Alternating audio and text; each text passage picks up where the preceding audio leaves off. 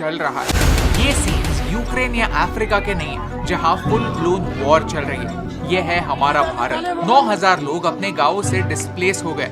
At least 54 लोग मारे जा चुके हैं, जिनमें 2 IRS ऑफिसर्स भी शामिल हैं, जिन्हें उनके घर से बाहर निकालकर मारा गया। मैरी कॉम, हमारी चैंपियन बॉक्सर, ने मोदी जी से मदद मांगी है और यहाँ आर्मी डिप्लॉय हो चुकी है। आर्मी को एक्सट्रीम केसेस में शूट एट साइट के ऑर्डर्स। भारत को ऐसे जलता देख हम सबको बुरा लगता है, लेकिन ये समझना इंपॉर्टेंट है कि ये वायलेंस क्यों हो रहा है, रीजंस क्या है और अलग अलग पॉइंट ऑफ व्यू क्या है, और इस वायलेंस की आग को जल्द से जल्द रोकना पूरे भारत के लिए इंपॉर्टेंट क्यों है। चैप्टर 1, मणिपुर में हो क्या रहा है। ये है मणिपुर, नॉर्थ ईस्ट के 7 सिस्टर्स में से एक राज्य जो अपनी बॉर्डर शेयर करता है म्यांमार के साथ। नॉर्थ ईस्ट का कल्चर काफी डाइवर्स। सिर्फ मणिपुर की बात की जाए तो यहाँ का 53% पॉपुलेशन मीटी पॉपुलेशन। ये 53% लोग ज्यादातर इम्फाल के एरिया में कॉन्सेंट्रेटेड। मणिपुर के हिली एरियाज में नागा, कुकी और अन्य ट्राइब के लोग रहते हैं। नागा और कुकी, इन 2 ट्राइब्स को मिलाकर मणिपुर का 40% पॉपुलेशन बनता है। हुआ ये कि मणिपुर हाई कोर्ट ने स्टेट गवर्नमेंट को कहा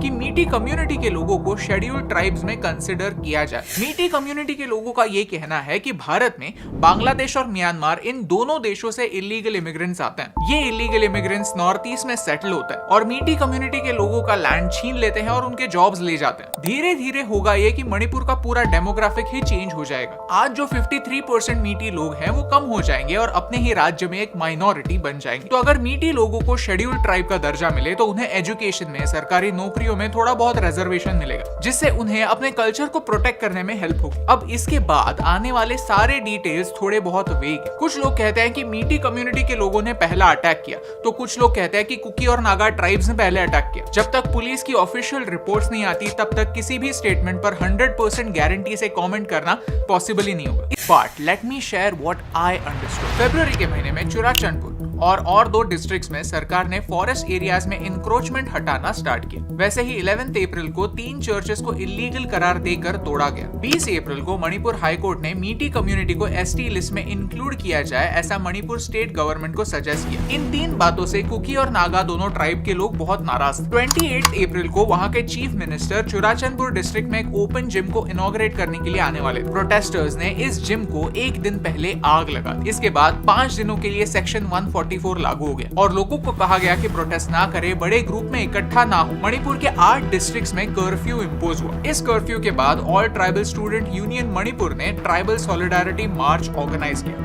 60,000 से ज्यादा लोगों ने इस रैली में पार्टिसिपेट किया। चुराचंदपुर में प्रोटेस्ट करने वाले लोगों में एक रूमर फैल गया कि मीटी कम्युनिटी के लोगों ने उनके एक गांव में आग लगा दी, तो उन्होंने गुस्से में आकर आसपास के मीटी सेटलमेंट्स को आग लगाना और जलाना स्टार्ट किया। इसके बाद मीटी और ट्राइबल लोगों में बहुत जगह पर क्लैशेस शुरू हुए। यहाँ सिविलियंस हाथों में AK-47 लेकर सड़कों पर घूम रहे हैं, ऐसे वीडियोस भी वायरल हो। अब ये वीडियोस कितने सच है और कितने फैब्रिकेटेड, इसके बारे में सच सामने नहीं आया। अगले दिन यानी 4 मई को वायलेंस मणिपुर के अलग अलग डिस्ट्रिक्ट्स में फैल गई। दुकानें जलने लगी, पुलिस और प्रोटेस्टर्स में क्लैशेस बढ़ने लगे और स्टेट गवर्नमेंट ने आर्मी की मदद मांगी। कई एरियाज में इंटरनेट को सस्पेंड कर दिया गया। सिचुएशन आउट ऑफ कंट्रोल हो रही थी। चैप्टर 2, ST स्टेटस क्यों। चलिए अब वायलेंस से आगे बढ़ते हैं। कहानी के 2 पहलू समझते हैं। पहले हम ये जानेंगे कि मीटी कम्युनिटी के लोगों को ST स्टेटस से क्या फर्क पड़ता है। Scheduled tribe demands committee of Manipur ने 2012 में कोर्ट से एक डिमांड की थी कि उन्हें एक शेड्यूल्ड ट्राइब का दर्जा दिया जाए। मणिपुर भारत का हिस्सा 1949 में बना और तब मीटी लोगों को ST लिस्ट से बाहर रखा गया। अब ये समझना काफी इंपॉर्टेंट है कि किसी भी कम्युनिटी को एक शेड्यूल्ड ट्राइब की लिस्ट में इंक्लूड करने का प्रोसेस क्या है। सपोज अगर आज कोर्ट ने कहा कि इन लोगों को ST लिस्ट में इंक्लूड कर दो, तो क्या कल से उन्हें ST लोगों को मिलने वाले सारे प्रिविलेजेस मिलने लगेंगे? बिल्कुल नहीं। 1999 में एक प्रॉपर प्रोसेस एस्टैब्लिश हुई थी। पहला स्टेप है कि एक स्टेट या union territory tribal affairs ministry को और office of the registrar general of India को एक प्रपोजल भेजती है। अगर ORGI ने इस इंक्लूजन को अप्रूव किया तो ये proposal national committee for scheduled tribes तक पहुंचता है और अगर उन्होंने भी ये प्रपोजल अप्रूव किया तो हमारे कॉन्स्टिट्यूशन में एक अमेंडमेंट के थ्रू ST लिस्ट को मॉडिफाई किया जाता है। यानी एक कम्युनिटी को एक शेड्यूल्ड ट्राइब बनने के लिए इतने सारे स्टेप्स से गुजरना पड़ता है। अब मेरा सवाल ये है कि यहाँ पर ये मीटी कम्युनिटी एग्जैक्टली कौन से स्टेज तक पहुंच चुकी थी? The answer is first stage तक भी नहीं। मणिपुर हाई कोर्ट ने स्टेट को सिर्फ एक डायरेक्शन दी थी, एक सजेशन दी थी कि इन लोगों को कंसिडर किया जाए और वो भी 2012 में जो पिटिशन सबमिट हुआ था उसके बेसिस पर। यानी सोचिए अगर इन लोगों को एक्चुअली में एसटी लिस्ट में आना है तो फिर और कितना लंबा सफर है। यहाँ एक लीगल तरीके से किसी भी स्टेज पर जाकर अपोज किया जा सकता था, सुप्रीम कोर्ट में अपील हो सकता था। मेरा ओपिनियन ये है कि इस स्टेज पर रास्तों पर उतरकर प्रोटेस्ट करना इस बात का सोल्यूशन नहीं था। As per our current laws Meitei community के लोग मणिपुर में हिली एरियाज में लैंड खरीद नहीं सकते क्योंकि ये लैंड सिर्फ ट्राइब्स के लिए रिजर्व्ड होता है। मीटी लोग कहते हैं कि मणिपुर में कुकी पॉपुलेशन काफी तेजी से बढ़ रहा है जो नेचुरली होना पॉसिबल ही नहीं है। ये लोग कहीं ना कहीं से आ रहे हैं और मोस्ट प्रोबेबली पड़ोसी देश म्यांमार से। ये कहते हैं कि ये इलीगली फॉरेस्ट एरियाज में सेटल हो रहा है। इनका पॉइंट ऑफ व्यू ये है कि इनकी वजह से हिली एरियाज में पॉपी प्लांटेशन बढ़ता है और मणिपुर में ड्रग्स प्रॉब्लम। चैप्टर 3 ट्राइब्स की डिमांड्स। चलिए अब आर्ग्यूमेंट की दूसरी साइड को समझते हैं कि ऐसे कौन से पॉइंट्स हैं जिनकी वजह से कुकी और नागा ट्राइब्स को इस मीटी कम्युनिटी को एसटी लिस्ट में आने से रोकना है। नंबर 1, ये ट्राइब्स कहते हैं कि मीटी कम्युनिटी के लोग ऑलरेडी मेजॉरिटी में, कई सारी असेंबली की कॉन्स्टिट्यूएंसी उन्हीं के एरियाज में है जहां पर मीटी लोग मेजॉरिटी में, यानी उनका मानना है कि पॉलिटिकल रिप्रेजेंटेशन ऑलरेडी इनके पास बहुत ज्यादा है। नंबर 2, उन्हें लगता है कि अगर मीटी कम्युनिटी के लोगों को एसटी लिस्ट में इंक्लूड किया गया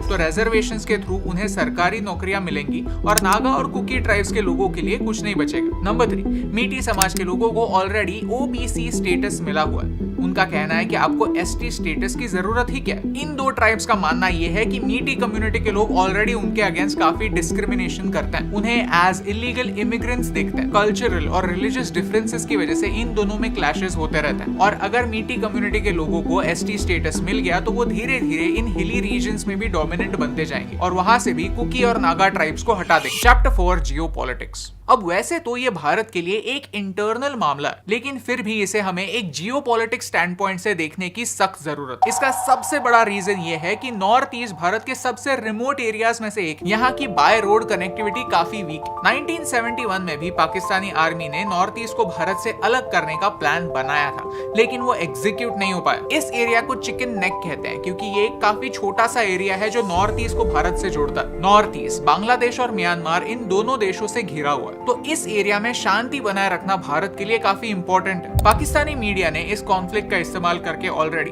प्रोपेगेंडा फैलाना शुरू किया है कि मणिपुर भारत से अलग होना चाहता है। सेकेंडली, म्यांमार में एक सिविल वॉर चल रहा है जिसकी वजह से कई रेफ्यूजीज इलीगल इमिग्रेंट्स के रूप में भारत में घुस रहे हैं। सी एज ह्यूमंस हम समझ सकते हैं कि वहाँ के सिटीजन्स पर क्या बीत रही होगी, लेकिन इस वजह से हम भारत की बॉर्डर्स बिना किसी प्रोसीजर के सबके लिए नहीं खुल सकते। साथ ही साथ म्यांमार से रोहिंग्या रेफ्यूजीज भी भारत आते रहते हैं जो भारत के लिए एक सिक्योरिटी थ्रेट हो सकते हैं। रेफ्यूजीज से कैसे डील करना है ये एक काफी कॉम्प्लिकेटेड इशू है। नॉर्थ ईस्ट के कई स्टेट्स की एक कंप्लेंट जरूर होती है कि भारत कई रेफ्यूजीज को अंदर लेता है और बाद में उनकी प्रॉपर व्यवस्था नहीं करता। 1971 में बांग्लादेश लिबरेशन वॉर के दौरान ऐसा ही हुआ था। बांग्लादेश से कई सारे रेफ्यूजीज आए और असम और त्रिपुरा में सेटल हो गए, लेकिन वो अलग भाषा बोलते थे, अलग रिलीजन के थे, तो धीरे धीरे वहाँ की डेमोग्राफिक ही चेंज होती गई। वहाँ के लोकल लोग ही धीरे धीरे एक माइनॉरिटी बनते गए। इस वजह से मीटी कम्युनिटी के लोग NRC यानी नेशनल रजिस्टर ऑफ सिटीजन्स की डिमांड कर रहे हैं। सबसे इंपॉर्टेंट बात यह है कि अगर ये सारे वीडियो सच हैं तो बॉर्डरिंग एरियाज में इन लोगों के पास AK-47 जैसे वेपन्स आ कैसे रहे? क्या म्यांमार से वेपन्स की स्मगलिंग हो रही है या फिर नॉर्थ ईस्ट में इंसर्जेंसी फिर से उभर रही है? इन पॉसिबिलिटीज पर हमें सख्त नजर रखने की जरूरत है। In the end all I want to say is हमें जनरल बिपिन रावत ने 2.5 फ्रंट वॉर के बारे में चेतावनी दी थी, जहां हमें सिर्फ चाइना और पाकिस्तान से ही नहीं भारत के अंदर से भी खतरा है। हमें ये अश्योर करना ही होगा कि हमारे इंटरनल कॉन्फ्लिक्ट्स एक वायलेंट रूप ना लें। इट इज इम्पोर्टेंट कि हम दूसरे समाज से हमारे जो भी डिफरेंसेस हैं वो साइड में रखें और एक दूसरे को प्रोटेक्ट करें। एक एरिया में स्टेबिलिटी बनाए रखने के लिए सेंसिटिव इश्यूज को सेंसिबली हैंडल करने की जरूरत है। अगर आपको इस वीडियो से वैल्यू मिली, कुछ नया सीखने मिला, तो चैनल को सब्सक्राइब करना ना भूलिए, क्योंकि ये देश हमारा है। इसका मतलब ये है कि इस देश के सारे प्रॉब्लम्स हमारे हैं और उन्हें सुलझाने की जिम्मेदारी भी हमारी ही, और इसकी शुरुआत एक प्रॉब्लम के जड़ तक पहुंचने से ही होगी। और यही इंपॉर्टेंट बात, आप तक पहुंचाने से मुझे फर्क पड़ता है।